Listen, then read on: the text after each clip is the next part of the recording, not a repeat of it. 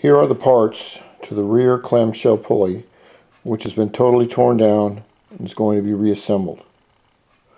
What I have here is the two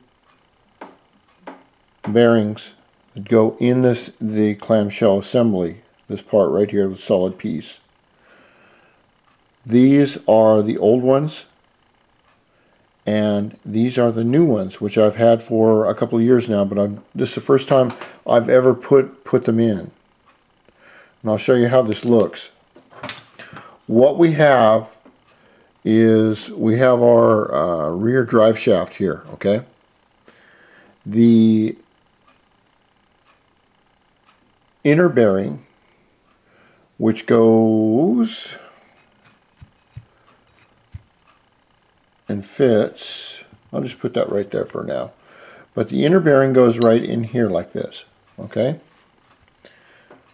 There is not a real way to tell if the bearing is damaged. It's supposed to be, you're supposed to be able to stick your finger in it and move it around and see if you can feel any obstructions or anything else. Now, since I beat the bearing out, this old one, the other side of the case should look like this.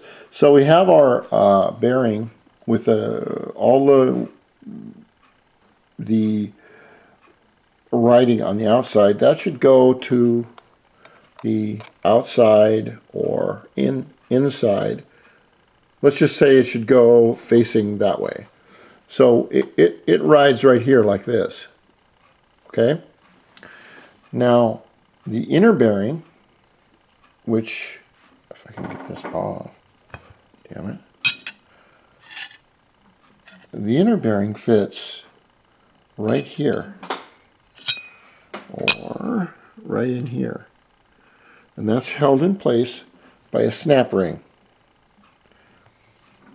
What you have to do in order to, and I'm going to use the old bearing here, but I'll show you the old bearing fits on this spline shaft right here, and it goes right here. So what we have is the clamshell right here, and it runs on the inner bearing there and the outer bearing right here. And if this one goes out, there's an easy way to tell. One thing is your motor will get hot and the back, this will start to wobble. Okay, when that starts to wobble, you'll notice heat and grinding and everything else. The way you can tell is this.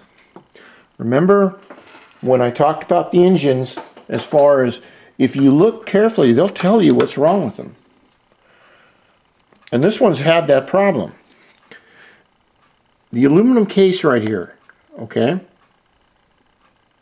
has this line in it, right here. And you can also tell that these nuts on these bolts have been, I've ground them down a little bit here and there.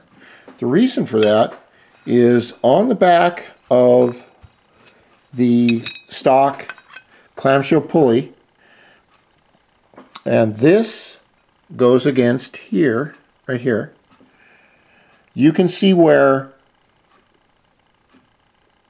this part right here, this edge, has caused this line. What it means is this bearing has failed, and it has allowed the edge of the clamshell pulley to push inwards like this as the motor's running, and so that's why it makes that. Also, you can tell by these inner lines, these two inner lines right here, here and here, here and here, were caused by hitting against this nut, this bolt cap, and this other one down here. That's another sign that this bearing has failed. It did not, a Honda bearing did not fail on this.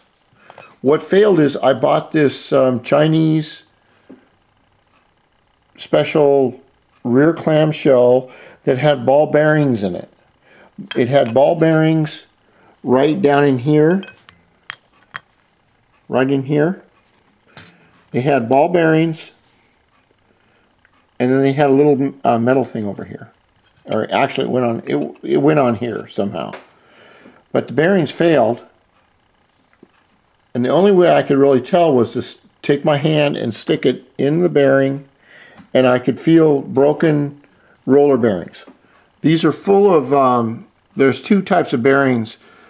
They used to have ball bearings, which are round, and now they've gone to the roller bearings, which are barrel shaped, which really sucks if you're a kid and you like playing steelies, marbles, because sometimes when we were young, we could get ball bearings from tractors that were as big as this, and they were great. I mean, they were really cool because they were big metal balls, and we'd go down to the Cat and the John Deere and all these big companies where they were changing the bearings and throwing the bearings away, and you'd go in there and some of the workers would take a giant sledgehammer and they'd bust the bearings for you, and the balls would pop out everywhere. Sounds like I'm making a damn porno. Anyway, these are the old ones. If you have enough money and you go to Bike Bandit and you order these, what I would suggest you do is order two. Order two of each, even though you need one, because one day you may need an extra one, and in 2 years, believe me, I've had these for 2 years, the price isn't going to go down, it's going to go up. Now, in order to put these bearings in, and I can't do it, let's see, that won't work. I can't do it by hand, with one hand, is that first of all, this is where the outer bearing goes. Here, the little tiny one, this one right here. What I have to do is to stick it right down into where it's snug against the collar in here, where my finger is. And then if you'll notice, there's a little tiny lip about, I don't know, 2-3 millimeters away, closer to me, and that's where this circlip goes. So I have to put in this bearing, then I have to put in a circlip. Then what I have to do is I have to press in the new bearing, the outer bearing, right here. And what I'll do when I press this new bearing in, is I will use a little bit of dishwater detergent, because it's slightly lubricated and it's sticky. So when it dries, it'll halfway force this in, and when it dries, it sticks real well. Then what I'll do is I'm going to use this as a marker. This is GM Arctic White. You can use any color you want. White's good. Whatever. Use an opaque color. But I'm going to put little lines. There's a little paintbrush in there.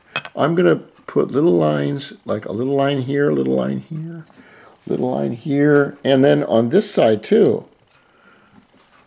Because this is not supposed to touch